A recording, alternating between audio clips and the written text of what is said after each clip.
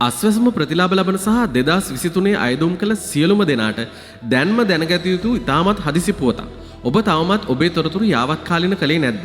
එහෙනම් මතක තබා ගන්න. අද තමයි ඒකට ලැබෙන අවසන් දිනය.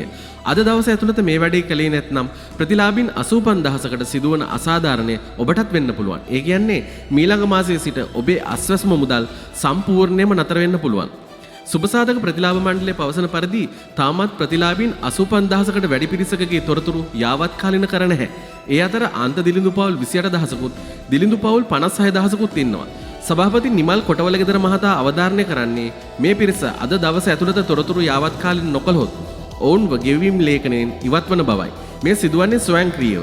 රුපියල් 10000 සහ රුපියල් 17500ක මාසික දීමනාව ඔබට අහිමි වෙන්න දෙන්න එපා. අද දවසේ තාමත් කාලය ඉතිරිව තිබෙනවා. ඔබේ ප්‍රාදේශීය ලේකම් කාර්යාලයේ අස්වැසුම ඒකකයට ගිහින් මේ පිළිබඳ විමසන්න. එහෙම නැත්නම් ග්‍රාම නිලධාරිවරයා හමු වෙලා මේ ගැන විමසන්න. ඔබේ තොරතුරු වෙනස් වී ඇද්දයි ප්‍රකාශ කිරීම පමණයි මෙහිදී ප්‍රධාන වශයෙන් සිදුවන්නේ. දැනට සල්ලි ලැබෙන අය වගේම 2023 දී අයදුම් කරලා තාමත් සල්ලි ලැබෙන්නේ නැති අයත් අනිවාර්යෙන්ම මේ වැඩේ අදම කරගන්න. මේ පණිවිඩය ජනතාව අතරට ගිහින් නැති නිසා මේ වීඩියෝ එක බලන ඔබ දැන්ම ඔබ දන්නා හැමෝටම මේ ගැන කියන්න. මේ වීඩියෝ එක ෂෙයා කරලා තවත් කෙනෙක්ගේ දීමනාව බේරගන්න උදව් කරන්න.